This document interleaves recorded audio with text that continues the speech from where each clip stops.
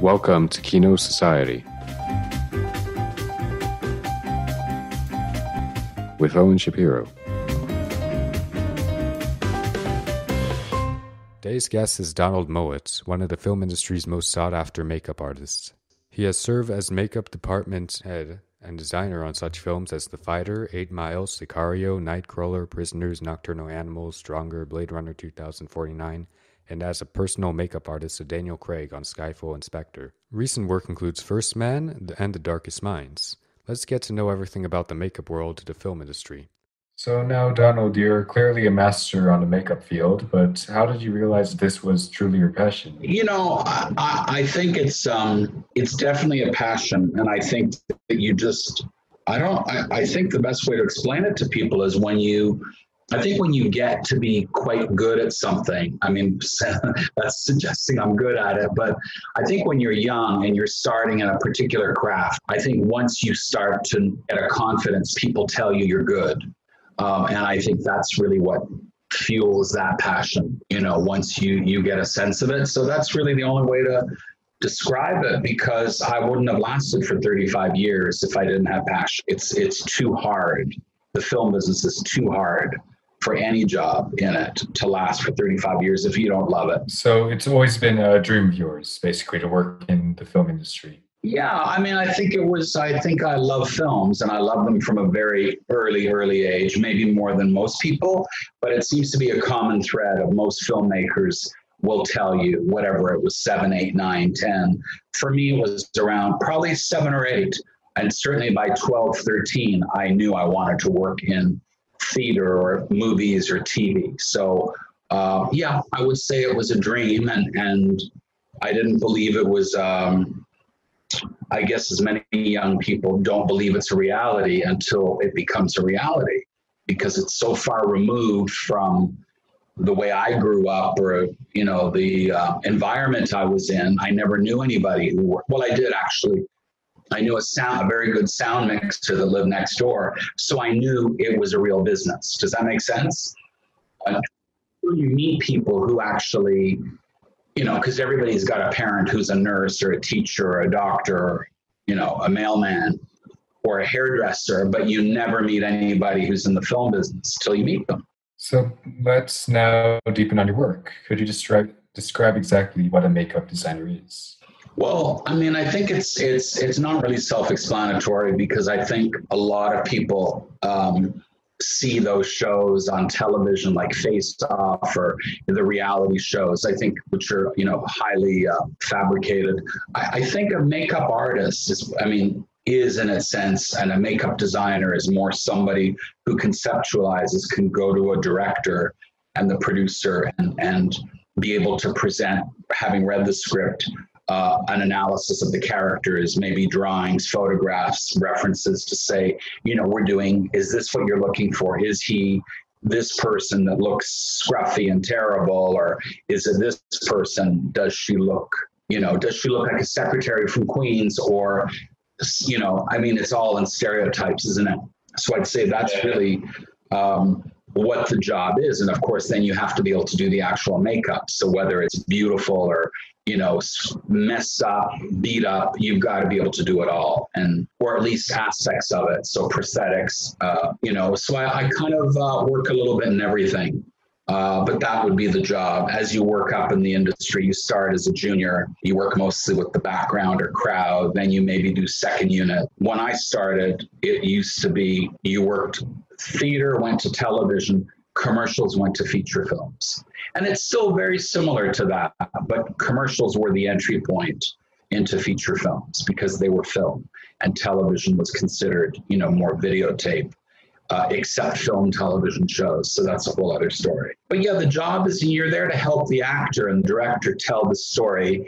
You are there as a kind of it's not ancillary. You're there to you perform a craft that is cohesive. It's part of the storytelling, the way the costume is or the props or anything else. I think we're just a bit more intimate because we work so close with the actor. How much of it would you say is the director's vision? How much would you say is the vision of the makeup artist? I work with certain directors who I know who I think have a very definitive very distinct style, which I like. I like it when it's their vision, they're in charge, that's their thing, because there's no room for mistakes. I think I also work with people who are extremely collaborative, who it's a little bit of what I think, what they think. Sometimes that can go awry. Sometimes too many people can be involved. But I like collaborative. I like working with Denis Villeneuve very much because it's collaborative, but it's also insightful, and he makes you work. He challenges you to do very good work and try something that you may not necessarily think is a great idea. So it's a little terrifying. I've worked on jobs where the director's not that interested in the makeup, and that's okay. They might be a director who's more interested in the writing, and it's like cinematography or sound. Every director is different. Some are focusing on things that don't involve, or they don't want it to be part of what they're doing. They just rely on your expertise to do what you do, and you're invisible, which I also don't mind, because sometimes I feel like it's the highest form of respect, where people let you do your job. Many of us in my job feel that the newer generation of filmmakers are a little either too indifferent, or they're getting out of their lanes too much, and people are, jumping around in other people's areas too much, which is never a good sign to me. What's the difference between a makeup designer and a makeup artist? Well, the makeup artist will be part of the team. The makeup designer is the head of department. So in the US, we usually say makeup department head. It's shifting a little to the European standard of makeup designer, which is a more British term. I think it is slowly shifting. We used to be called the key makeup, and now the key makeup is the assistant department head. The business has changed tremendously of what we're calling people, which a lot of it comes from our unions, a generational change. I think moving, like even things like new media, I never heard of, but that's a real term of new media for certain types of TV shows, I guess, on the internet. So makeup designer, makeup artist is part of the team, a working member of the team who is assigned. The makeup artist is not responsible to speak to the director or cinematographer or producer. Only the HOD or designer would be, that would be their job. The key is the next person under the HOD. So going back to your role in a movie, could you describe a typical day in the life of a makeup designer? Well, it's a very hard life, because you're in before most people. I think only transport are in before us. So makeup, hair are the first ones in, last ones out. A lot of preparation. You might start, your call time might be 4 a.m. You might have to leave home at 2:30 or 3 in the morning. You could be on early days. You could be on nights where you're starting at 6 p.m., working till 6 a.m. Then the next day you're starting early. So it's a very hard, I can't say it's an easy job, because it's not. And filmmaking in general is not for sissies. I mean, you have to be tough. You have to have a lot of, you have to be enthusiastic, but you need to have a lot of stamina. Because the hours are killer. They're just killer. And it doesn't get easier, I would say. So the days are, you can start a short day for me is 12 hours. I'm really happy to work. I love it where they pick me up if I'm staying on location. They pick me up at the hotel perfect for me would be 7 a.m., get back to the hotel at 8 or 9 p.m. I'm very happy. When I get back at 11 p.m., I'm miserable and I start to get cranky.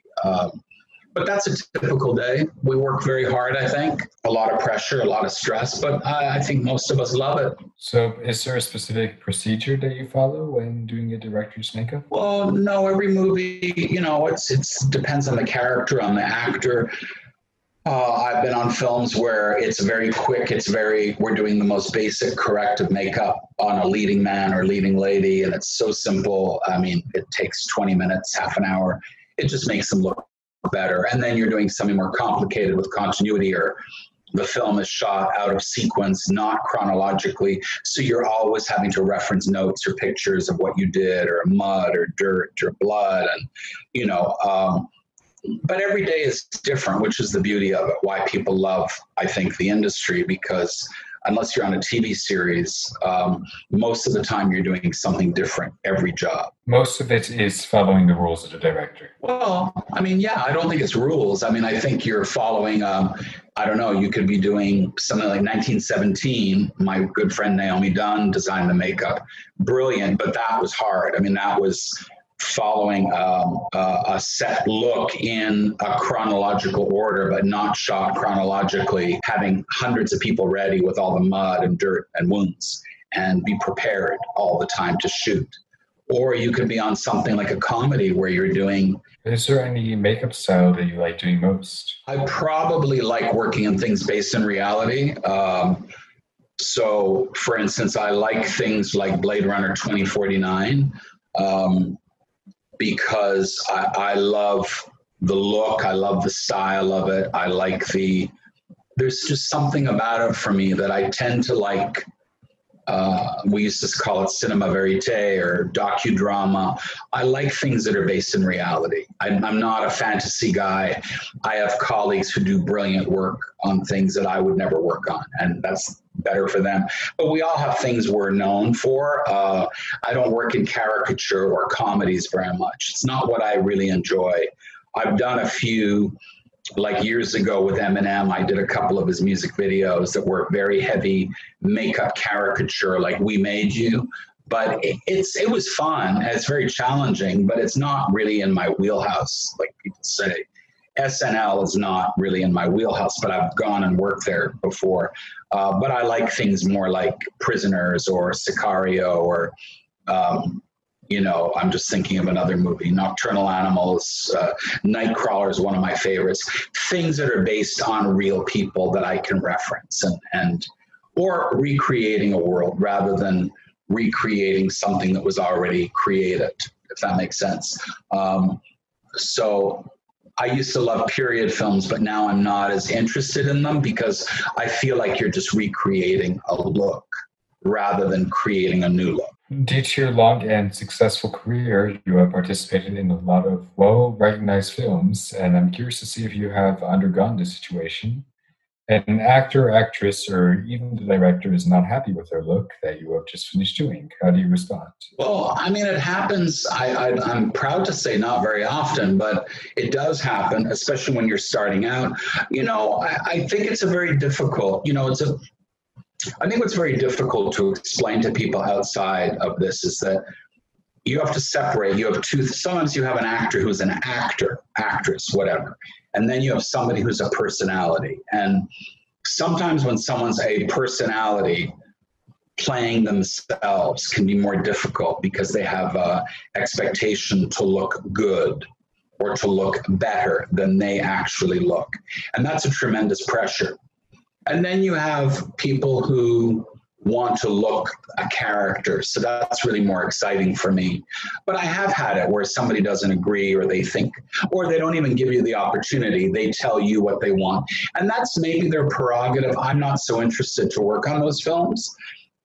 Pardon me. I've seen friends of mine have to work on films. They have no input. And I think it's very demoralizing. Because then you think, why don't I just go work at a bank if I have to work this way? But the business is also very corporate. So you have a side. I learned that a lot in television when I used to do movies of the week, which they don't really make anymore. But when I started, we had all these NBC, CBS, even HBO starting, where there was a lot of input from the studio, how people had to look. And this tremendous pressure for makeup, hair, costume designer, because it's the way they look. It's selling a product. And that was, for me, very demoralizing. Other people love it. So it's like doing commercials. You have to love to do that. But yeah, I've had people say, I don't want to do that. I'm not interested in that. And you go, okay, let's try something else. And sometimes you're exasperated and go, listen, I don't know what to do. I've tried 5 different things, but I'm very happy to say I very rarely have had that. So to wrap up your vision on your own profession, what is, in your opinion, the most important quality in a makeup artist or designer who is inside the film industry? Every time you read a script, every time you meet a director, every time you meet an actor, you have to see between the lines. You have to read between the lines, anticipate, does the character need this? Does the character have that? You have to ask the questions and be prepared. The director, you never say no. You want to always be saying yes. So can I make him look like this? Can we make her look younger, older, better, prettier, beat up? You have to be prepared to answer that question. And I think the most important thing is the anticipation and being prepared. You have to know what you're working on. You have to do the research. What films is the director looking at? What is his or her inspiration? So you ask questions, you be prepared, you do the homework before you walk in there. So you should know, are you doing this type of film or that type of film? Do you have any films in particular that you think really influence you or your love of cinema? Yeah, I would say when I was very young, obviously The Exorcist, because Dick Smith was brilliant, genius, probably the most important makeup artist of our lifetime or my lifetime. And he died a few years ago. But I think that what he set on movies like Taxi Driver, those makeup designs and applications, Taxi Driver, Amadeus, oh my God, Exorcists were stupendous. Then there were people like Wally Schneiderman who did The Elephant Man. I'm going to say Barry Lyndon because the period makeups were exquisite. Barry Lyndon is one of my favorite films. I saw it when I remember I was in grade 6 and I saw it, and I remember I was probably the only child in the audience, but it was so beautiful and impeccably well done. And Anne Brodie, who is still around, Anne Brodie lives in England now. She must be well into her 80s. I thought her work was exquisite. I thought the makeup was exquisite. The hair, Milena Canadero, about the best costume designer living, did those costumes. It's just a perfect film. I think Amadeus, but there's also a lot of modern films I've loved, The Wrestler and things that were really well done. But I get inspiration every once in a while. There's a film you go, I can't get over how well done that was. And The Godfather, the makeup is amazing. Last of the Mohicans. There's so many, but I just think of Barry Lyndon as the one, as a young person, I look back at going, that was pretty spectacular. Yeah, Barry Lyndon's also one of my favorite movies as well. It's one of the most, in terms of cinematography as well, one of the most gorgeous movies I've seen, if not the most gorgeous. Amazing. And they don't make films like that now because it's too expensive and it's too detailed. And you do a film like that in Europe or in Ireland or the UK, it's very, very costly. The costumes, the makeup, the amount of people to do the work, you see, is we don't see that very often. So it's very impressive for 1975, 76? Right. So now that you've built a steady career in the film industry as a makeup designer, what's next for you? Do you have any projects coming up? Yeah, I'm going to start a little thing here in LA with my old friend Antoine Fuqua directing with Jake Gyllenhaal. We're going to shoot here in LA, a very quick kind of COVID movie, very quick, very limited cast. There's a couple things coming up. So, we're trying to reinvent ourselves a little, how we're going to make films in the pandemic for the duration, however long. So it's exciting. And Jake is an old friend of mine. We've done many films together. I've worked with Antoine before. It's kind of nice. So right here in LA, we're going to shoot very briefly. So that's pretty much it. All right. So finally, where can my listeners find and connect with you? I think people should go to Instagram. I'm always doing something on Instagram. I work with a lot of youth programs here in LA for BAFTA LA. So people can find me. I'm always doing something outreach. If people are in the United Kingdom, I'm with the British Film Institute, BAFTA, London, with the mentors program. It's called BAFTA Crew. So people can find me on Instagram, Facebook, Twitter, all that stuff. I'm trying to be very modern and be on everything. So yeah, check me out on Instagram. Yeah, that's basically the best way to find me. And I'm always up to something. So if it's not filming, I'm involved in something else. Donald, thank you so much for your time. And that is all for today. Don't forget you can subscribe to Kino Society on iTunes and Spotify. Okay, everybody, take care. Thank you for having me. Stay safe, as everybody says, but really everybody stay safe. Thank you so much.